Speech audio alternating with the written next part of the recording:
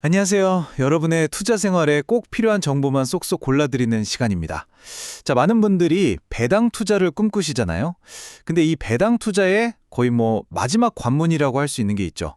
바로 세금입니다. 싱싱시구구 번 배당금, 세금으로 다 떼이면 너무 아깝잖아요. 어떻게 하면 합법적으로 세금을 아껴서 내 소중한 배당금을 지킬 수 있을지 오늘 그 비법을 전부 알려드리겠습니다. 자, 이런 경험 혹시 있으신가요? 내가 분명히 100만 원 배당을 받았다고 알림이 왔는데 막상 계좌를 딱 열어보니까 어라? 84만 6천 원만 들어와 있는 거죠. 그럼 나머지 돈, 거의 15만 원이 넘는 이 돈은 대체 어디로 사라진 걸까요? 진짜 황당하죠? 범인은 바로 이 숫자입니다. 마이너스 15.4%. 네, 15.4%. 이 숫자의 정체가 뭐냐면 바로 배당소득세라는 겁니다. 우리가 배당금을 받을 때 국가에서 일종의 수수료처럼 미리 떼어가는 세금인 거죠.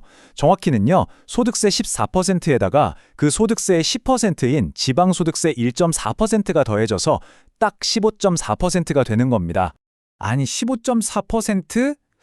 그럴 수 있지 생각하실 수도 있어요. 근데 이게 쌓이면 정말 어마어마해집니다. 만약에 우리가 월 100만 원, 그러니까 1년에 1200만 원 배당받는 걸 목표로 한다고 쳐봐요. 그럼 매년 거의 185만 원이 그냥 세금으로 사라지는 거예요. 이 돈이면 웬만한 우량주 몇 주는 더 살 수 있는 돈이잖아요. 이 돈으로 재투자를 했다면 복리 효과가 엄청 났을 텐데 정말 아깝죠?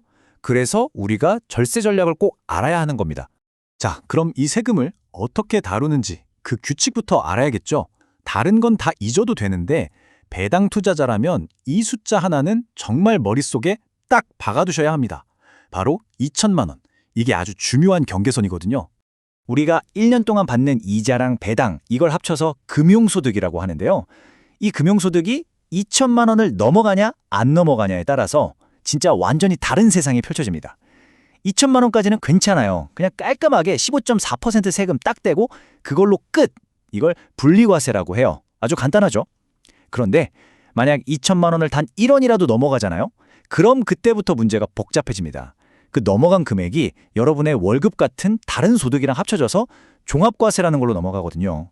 이렇게 되면 세율이 막 40%, 50% 가까이 치솟을 수도 있고요. 심지어 건강보험료까지 덩달아 올라가는 말 그대로 세금 폭탄을 맞을 수가 있어요. 아, 그럼 2천만 원 넘으면 그냥 세금 폭탄 맞고 있어야 하나요? 아니죠. 당연히 방법이 있습니다. 이 무시무시한 세금으로부터 우리 배당금을 지켜줄 아주 강력한 절세 무기 3가지가 있거든요. 지금부터 하나씩 소개해 드릴게요. 이거 정말 필수입니다. 자, 첫 번째 무기, 바로 ISA, 개인 종합자산관리계좌입니다. 별명이 만능통장이에요. 왜 만능이냐? 혜택이 정말 엄청나거든요. 일단 이 계좌 안에서 배당이든 뭐든 수익이 나면 200만 원까지는 세금이 빵원, 아예 없습니다. 비과세예요. 그리고 혹시 200만 원 넘게 수익이 나도 걱정 없어요. 원래 15.4% 떼야 하잖아요? 아니요. 여기선 9.9%만 떼요. 훨씬 싸죠? 물론 3년은 유지를 해야 한다는 조건이 있긴 한데 우리 배당 투자자들한테 3년은 금방이잖아요. 이건 진짜 선택이 아니라 필수입니다. 두 번째 무기는 바로 연금저축 펀드입니다. 이 계좌의 핵심 키워드는 과세 이연이에요. 말이 좀 어려운데 쉽게 말해서 세금 나중에 내기입니다. 그러니까 배당금이 들어와도 15.4%를 안 떼고 그 돈 전체를 그대로 또 투자할 수 있는 거예요. 그럼 어떻게 되겠어요? 복리 효과가 정말 극대화되겠죠? 그럼 세금은 언제 내냐? 나중에 55세 이후에 연금으로 탔을 때 그때 15.4%가 아니라 3.3%에서 5.5% 정도의 아주 낮은 세율로 내면 끝입니다. 여기서 끝이 아니에요. 매년 여기에 돈 넣을 때마다 연말정산 때 세금을 돌려주는 세액공제 혜택까지 주거든요. 야, 이건 혜택이 2개나 되네요. 자, 마지막 세 번째 무기는 IRP, 개인형 퇴직연금입니다. 이건 방금 말씀드린 연금저축펀드란 거의 쌍둥이라고 보시면 돼요. 세금 나중에 내는 거, 연말정산 때 세금 돌려주는 거, 혜택이 다 똑같거든요. 근데 딱 한 가지 다른 점이 있어요. 아주 중요한 차이점인데 IRP는 전체 투자금의 30%는 무조건 채권이나 예금 같은 안전자산에 투자를 해야 한다는 규칙이 있습니다. 그래서 나는 공격적인 투자보다는 좀 안정적인 게 좋아 하시는 분들한테는 오히려 이 IRP가 더 잘 맞을 수 있겠죠.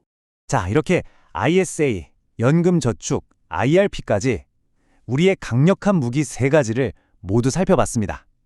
그럼 이제 궁금하시겠죠? 그래서 나는 이 중에서 뭘 써야 돼? 지금부터 나에게 딱 맞는 계좌를 고르는 법을 알려드릴게요. 이 표를 한번 보세요. 한눈에 딱 들어오죠? 핵심은 기간과 목표입니다. 만약 내가 한 3년에서 5년 정도 보고 있고 중간에 돈을 찾아 쓸 수도 있는 좀 유연한 투자를 하고 싶자, 그러면 무조건 IS입니다. 고민할 필요가 없어요. 하지만 아니야, 나는 이 돈은 55세까지 절대 안 뺄 거야. 은퇴 자금으로 차곡차곡 모을 거야. 그리고 당장 올해 연말정산 혜택 받는 게 더 중요해 하시는 분들은 연금저축이나 ILP로 가시는 게 맞습니다. 아주 명확하죠? 말로만 들으면 감이 잘 안 오시죠? 그래서 숫자로 딱 보여드릴게요. 자, 1년에 1,200만 원 배당을 받는다고 가정해 봅시다. 만약 이걸 그냥 일반 계좌에서 받았다면 세금이 무려 184만 8천 원이에요. 거의 200만 원이죠. 그런데 이걸 ISA 계좌에서 받았다면 세금이 99만 원으로 줄어듭니다. 거의 반토막이 나는 거예요. 매년 85만 8천 원. 이 돈을 그냥 아끼는 겁니다. 이 차이 정말 어마어마하지 않나요? 자, 좋습니다. 이제 이론 공부는 끝났습니다. 가장 중요한 건 뭐다? 바로 실천이죠.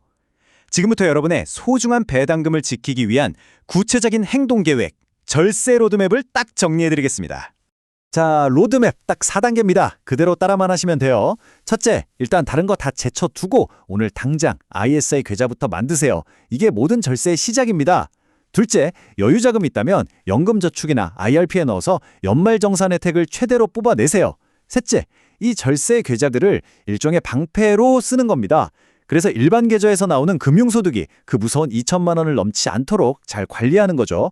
그리고 마지막 넷째, 세금 정책은 계속 바뀌거든요. 그러니까 항상 새로운 정보에 귀를 기울여서 또 다른 절세 혜택이 없는지 계속 찾아보는 습관, 이것도 정말 중요합니다. 오늘 제가 드린 모든 말씀을 딱 한 문장으로 요약하면 바로 이겁니다. 배당 투자의 성공은 얼마나 버느냐가 아니라 얼마나 지키느냐에 달려있다. 맞습니다. 수익률 100%를 내도 세금으로 반을 떼이면 무슨 소용이겠어요. 결국 세금까지 다 내고 내 통장에 실제로 남는 돈, 그게 진짜 내 돈인 거죠. 자, 오늘 우리는 내 배당금을 조용히 갉아먹던 세금이라는 적의 정체를 알았고요. 거기에 맞서 싸울 ISA, 연금저축, IRP라는 강력한 무기 3가지도 손에 넣었습니다. 이제 모든 준비는 끝났어요. 남은 건 여러분이 직접 이 무기를 들고 행동에 나서는 것뿐입니다. 오늘 배운 전략들 잘 활용해서 여러분의 소중한 배당금을 이제 얼마나 더 지켜내실 수 있을까요? 그 첫걸음을 바로 오늘 시작해 보시길 바랍니다.